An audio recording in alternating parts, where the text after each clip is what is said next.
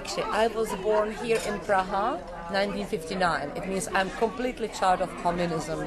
And during the life, you are taught some lectures. There are some things you shouldn't say, and something what you can say openly. 1968, it was one of tries to change actually the politics, to change the stupid communism, follow the Soviet Union example. It was a try of communist leader Dubček to change for communism with a human face. It means finally not to lie to the people, to try to change to change economy, to start with a little bit of private ownership, to make people to be depending, a little bit motivating, to motivate people. And it was a very beautiful idea. People were so happy about that, but it was short. It happened in May. Then Dubček introduced his program for communism with human face. Then June, July, and 21st of August, Soviet tanks arrived to Praha, and it was the end of the hope. And like also Soviet boys, they were told that there's a contra-revolution here in Praha, so they had to come to help. So every 50 meters around the center there was a Soviet tank standing, and Soviet soldiers around. Of course, they killed some people as well. So then the hatred in between Czechs and Soviets was really very strange. We have nothing against Soviet people, but in these days we really didn't like them. And then the school starts the 1st of September. The 1st September, all kids, and I was attending the 3rd class of the primary school. We are coming to the school, and there is a teacher. When we enter the classroom, and she says, "Hello, kids, how are you doing after the time of vacations? We are so happy we have Soviet soldiers around." Actually, nobody was happy, but all kids were watching each other. Like, are we happy? We are not. But loudly, nobody said anything. So she was trying to actually say that it was right of Soviet army to arrive to the country. It was, of course, a political blah blah blah. You know, everybody had to accept. But there was one teacher. Finally, we knew about. She was teaching biology on the 2nd grade of the primary school. It means kids from the 5th grade to the 9th grade. It means those who were over 12. And she was the only teacher who had the courage to say, "I'm not going to accept this speech. I can't say to kids we are happy about Soviet army because we are not happy, and I'm against that. This is not the help, like you try to call it. This is the occupation. This is a fight. This is something like what I can't accept." And then she had to drive the streetcar. So her name was Mrs. Bočková. She was teaching biology, and after 2 weeks she was driving the streetcar. And exactly like this happened. But nobody will forget her name. She happened to be a hero. We loved her. Yeah, she was the example, and even before she was a respected teacher. With her personality, and even boys, you know how it's with the girls and boys, but she was that one, she had enough of respect. All boys respected her. She was a lady who had a brain, and she was a good teacher. And she was the only one from all the teachers of the primary school who was able to say, "And I am not going to accept this stupidity."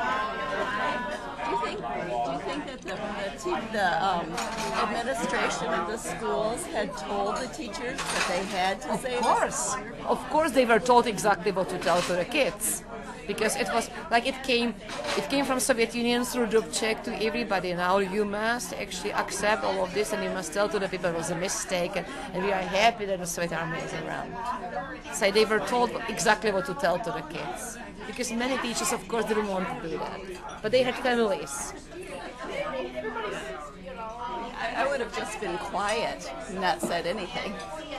But she had the courage to do that, and she did it. Yeah. She was a hero.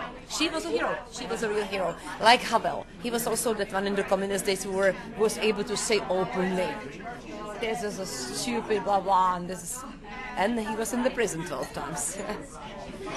We have never had the courage to do that, and decided we had not the best time, but we were never in the prison. We heard about these things happening, but they never happened to us. There were many things we were not proud of ourselves.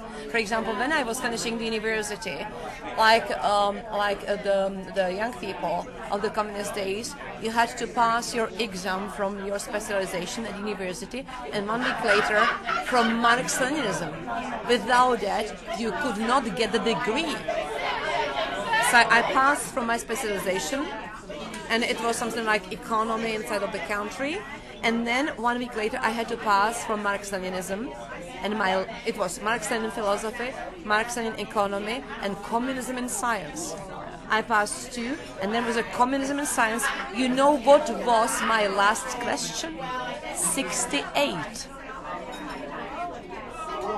And then I had a chance to say openly what I felt, but it meant forget about the degree, or to be a real lying person, to say what I wanted to hear and to finish the university. And I had a 1-year-old son at home, and I was lying, and it is something that I'm not really proud of myself, because I was speaking about it. The Soviet army came to help against the counter-revolution, but I was 9, and I remembered like we hated it.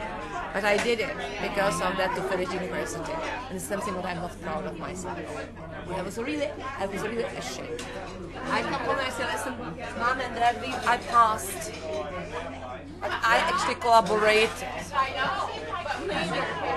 Later, when the communism was done, then did some of those people who did not pass their exams because of that question, did they say, hey, wait a minute, we really did earn a degree? Not many. If somebody did it, I don't know anybody. Me, myself, I don't know anybody who did it. Everybody wanted to pass because we had no idea how many years they are going to have the time like that. 1 year before the change, we were sitting with my husband and friends, in the countryside, and we say, listen, what are they going to write about this time 50 years later? This place has no future. So stupid. We have stupid leaders and stupid things we accept. And it's only 1 year before the change, and then the change came. It was so beautiful. And we were crying, and it was so wonderful. And then the time of disillusions came. But anyway, majority of society is happy with the change. You know, no system is perfect. We are humans who are not perfect. It means now we go through many times of troubles, but we are so happy it was changed.